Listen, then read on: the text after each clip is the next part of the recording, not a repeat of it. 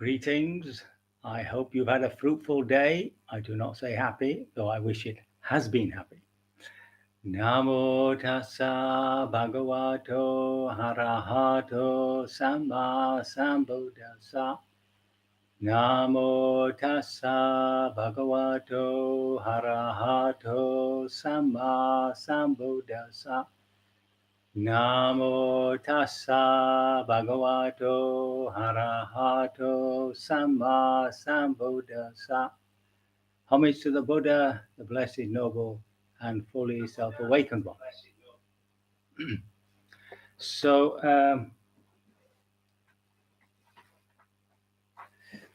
I want to go back to the original discourse, which we started with 10 days ago. I'm still making my way through it, and it's called the Samaditi Sutta. It's a discourse on right view, and we discussed some of these things. The core question that Sariputta, remember this is Sariputta, not the Buddha answering. Sariputta, remember, was considered by the Buddha to really have a grip on the Dharma. He trusted him. So this is the basic question. In what way is a noble disciple one of right view, whose view is straight, who has perfect confidence in the Dharma and has arrived at the true Dharma? Right? I've just forgotten. I've got my little industry microphone has arrived. So I'm hoping that you can hear me more clearly. Am I correct in saying that you can hear me more clearly? No response, not yet. Can you hear me more clearly? Or can you hear me at all? Thank you very much. Yes, well done. Thank you so much. I'm still waiting for the video thing to come. I gave up on Amazon. I'm now trying to get it from eBay with a bit of luck. No different. That's interesting. No different. Definitely more clearly. Okay. Thank you very much. It'll have to do. So in this discourse on right view, the first thing he talks about is, if you remember, wholesome, unwholesome. Unwholesome, to know the distinction between those two is of vital importance, or else we end up in a nasty place. Now the next one is nutriments, and I would think that most people haven't come across the nutriments. So this is the Buddha always deconstructing something, deconstructing our experience, and then putting it together again, showing us how it all fits. And the four nutriments, I'm going to read the actual. Before that, I just want to give an introduction to them. So first of all, there's food for the body. That's pretty straightforward. The nutriment for the body itself is food.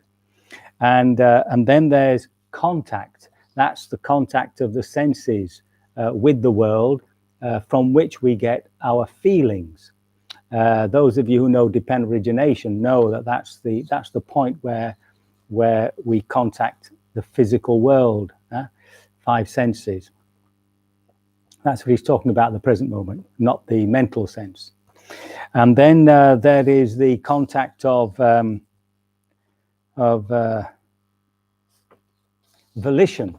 Now, volition is the point where we bring something out of the potential, a desire, and through empowering it, it manifests. So that's pretty important. We'll come back to it.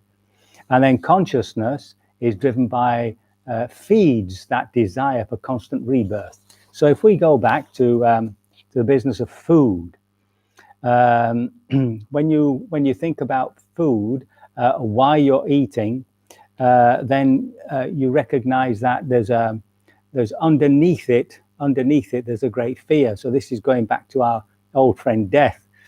And I wanted to quote from Ernest Becker here, who won the Pulitzer Prize in '73 for his book called The Denial of Death.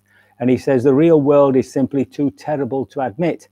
We hide the real constant threat of death by fantasies where we survive the idea of death, the illusion of human supremacy, male supremacy, class supremacy, race supremacy, age supremacy. See, it's always trying to make us special.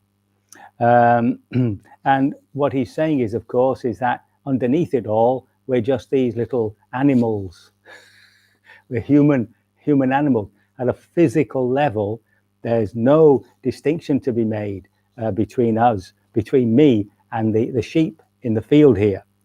We both of us need food, and we both of us need protection from the weather, although me more than them. So this protection makes us quite irrational sometimes. It's interesting to note, this is from a website I picked up on the arrowjournal.com. It's about terror management. And he points out, this is, and this has also happened here, why in the midst of this genuine panic, so this is coronavirus, did North American consumers turn first, this is perfectly true for us too, not to rice, nuts and oranges. It wasn't that people snapped up first, it was toilet paper. And I might have mentioned this the other day, but I met a neighbor who had been at the local co-op supermarket in Churchstowe, and a woman wheeled out two trolleys full of toilet paper. Seemingly he made some wry comment, which probably upset her. And the whole thing is that we're just trying to hide from ourselves this animal nature. So we've got to go back to food to recognize that it is a nutriment for this body, and that this body is part of our nature, and it's part of the natural world. The Buddha, we'll come to it at some future date, the Buddha is very anxious for us to actually get in touch with the foulness of the body, to become equanimous with it, to be happy in our skin, as I think it said. Now, the next is contact. Just consider from the moment we wake up, the senses are constantly bombarded by information. As soon as you open your eyes, you can see around the room, your ears are hearing. You might be able to, when you walk out, like I do in the morning, out into nature, very fortunate, there's that lovely smell of humus in the air. The earth coming up from the ground is really, really quite beautiful. And of course, I can hear the birds. The birds are all coming out. We've got a very lovely blackbird who sings to us every morning. And there's, of course, the taste, breakfast. You have that fullness of taste. And there's just feeling things, like just brushing your teeth, holding something. So that there's a constant input of information coming in at contact. And these create sensations which we then translate into either pleasant or unpleasant. And of course, there's a whole area of neutral feelings. But if you really go down into a neutral feeling, you'll see it shades off. It shades off very quietly into either something we don't want or something we don't like, something we do like. So that's the dual world that we live in, the dualistic world of feeling. Some of it's pleasant, some of it's unpleasant. And this, of course, takes us on to the next position on the dependent origination, where we react to it. But because of contact, the feeling arises. So contact is a nutriment. It's feeding us in order to experience feelings. And what we want to get to is, of course, a disinterest, which doesn't mean, say, a boredom. It just means not to be attached to pleasant or unpleasant sensations. Yeah. The third one is volition. So this is the point where a desire is activated. It's our power. It's the power that we have to do things in the world. And it's driven by a curiosity of the world, but also a will to become, a will to live. And that's produced all this science, all the art, all the doing that we do, the huge financial system and all that, it's all driven by this lust for life, this bhavatana, the desire to become. And what empowers that is this volition. And remember that every time you act, there's a field of energy goes out, which has an effect and which comes back to you in some way. As you know, if you're angry with somebody, you get a response, you get a reaction. And if you're kind to somebody, generous to somebody, that something happens, right? So remember that passage between an act of will produces an action, a set of similar actions produces a habit, a set of habits produces a personality, personhood, shall we say, and that, of course, determines your destiny. And it's only when we turn round upon it to question the validity of our attitudes, this goes back to the Eightfold Path, that we begin to change ourselves. And it always comes right back down again to volition. That's why here, when people come on retreat here, the Mahasi was so keen to actually note intentions. It's crucial in terms of our development, spiritual development. And then finally, there's consciousness, which is this constant rebirthing now. Consciousness arises and passes away, and we're experiencing rebirthing now. Right? The only difference with death is that the body drops off. That's the Buddhist understanding. Some of you I know are scientific materialists, so forget that bit. It's just recognizing that here and now we're actually rebirthing, and that's done through consciousness. So consciousness is the mirror, or should we say the window, which manifests the world, both the inner world and the outer world. And it's through this screen of consciousness that we experience the world. And it's on the screen of consciousness that all this hidden stuff that we don't know is inside us, the old subconscious, call it what you want, begins to manifest. And that's often what we're experiencing when we sit in meditation. So consciousness feeds, excuse me, experience. And just as an aside, the real spiritual insight is for this satipanya, this intuitive awareness, to realize it is not this consciousness, right? And it's on the screen of consciousness that you get that sense of self, the observer, the feeler, and so on. So time's running on. 8:16. Oh, he's got it right. So I actually want to read this discourse, which I think you'll find somewhat amusing. So it's on the nutriments, and it's in the book, the Connected Discourse, the Samyutta Nikaya, and there's two of these, for heaven's sake. I have to confess, I've never read the whole scriptures through. I've always centered on the longer discourses and the middle discourses, and some of the others, but I've never had the will to get through all the other tomes, not being a particular academic of mind. So here we are, this called the sun's flesh. At Savatthi, the Buddha's talking at Savatthi, one of his main monasteries. There are 4 kinds of nutriments: the maintenance of beings that have already come to be, and for the assistance of those who are about to come to be. What for? Nutriment, edible food, contact, volition, and consciousness. Now he says, should the nutriment edible food, how should the nutriment edible food be seen? Suppose a couple, husband and wife, had taken limited provisions and were traveling through the desert. They have with them their dear son, beloved. Then in the middle of the desert, their limited provisions would be used up and exhausted, while the rest of the desert remains to be crossed. The husband and wife would think, oh, our limited provisions have all been used up and exhausted, while the rest of the desert remains to be crossed. Let us kill our only son, dear and beloved as he is, and prepare dried and spiced meat. By eating our son's flesh, we can cross the rest of the desert. Let not all 3 of us perish.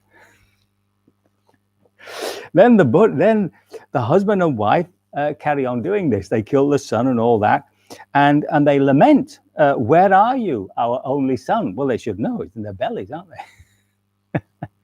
So now what do you think? Would they eat that food for amusement, or for enjoyment, or for the sake of physical beauty and attractiveness? No, venerable sir. Wouldn't they eat the food only for the sake of crossing the desert? Yes, venerable sir. In such a way, I say, nutriment edible food should be seen. When nutriment edible food is fully understood, then the lust of the five senses is fully understood. And when lust for the five chords of sensual pleasure is fully understood, there is no fetter bound by which a noble disciple might come back into this world. In other words, eat for the purpose of becoming fully spiritually enlightened, and not for any other. That takes you off the path. But what a wonderful metaphor, eh?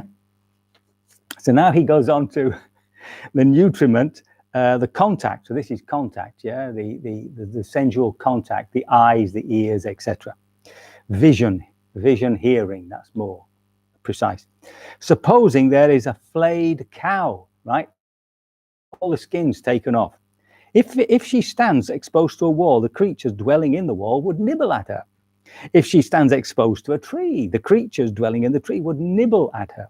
If she stands exposed to water, the creatures dwelling in the water would nibble at her. And if she stands exposed to the open air, the creatures dwelling in the open air would nibble at her. Whatever that flayed cow stands exposed to, the creatures dwelling there would nibble at her, right? In such a way, I say, the nutriment contact should be seen. When nutriment contact is fully understood, the three kinds of feeling are fully understood: pleasant, unpleasant, neutral. And when the three kinds of feelings are fully understood, that is, they are just feelings, not to be indulged, not to be seeking some sort of permanent happiness there, not to be dependent on them for happiness, I say there is nothing further for a disciple to do. How should the nutriment mental volition be seen? Right? This is the will.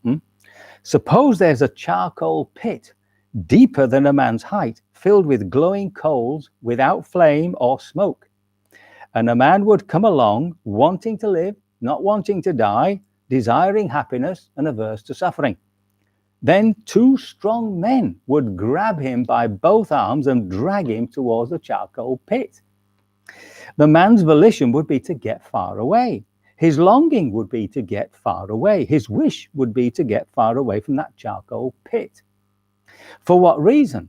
Because he knows, I will fall into the charcoal pit, and on that account I will meet death and deadly suffering. It is in such a way that I say the nutriment mental volition should be seen, right? So in other words, not to get into the fire of wrong will, unwholesome will. And the three kinds of craving are fully understood. A craving for sensual pleasure, craving to become, and craving not to become, okay?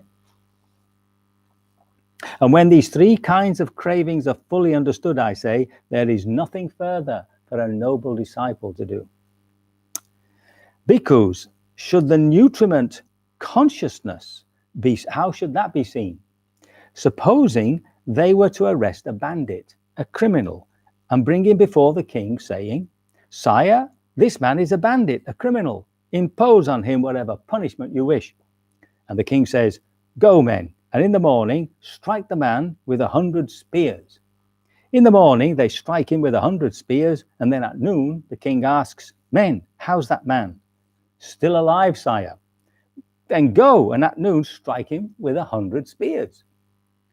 At noon they strike him with 100 spears, and then in the evening the king asks, Men, how's that man? Still alive, sire. Then go, and in the evening strike him with 100 spears. And in the evening they strike him with 100 spears. What do you think, bhikkhus? Would that man, being struck by 300 spears, experience pain and displeasure on that account? Venerable sir, Even if it was struck with one spear, he would experience pain and displeasure on that account, not to speak of 300 spears. It is in such a way, bhikkhus, that I say the nutriment of consciousness should be seen. When the nutriment of consciousness is fully understood, body and mind are understood. When body and mind is fully understood, I say there is nothing further for a noble disciple needs to do. So it is through consciousness that we become aware of this psychophysical organism.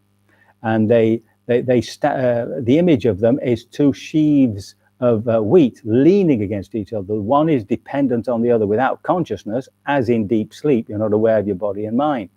But as soon as consciousness arises, you're aware of it.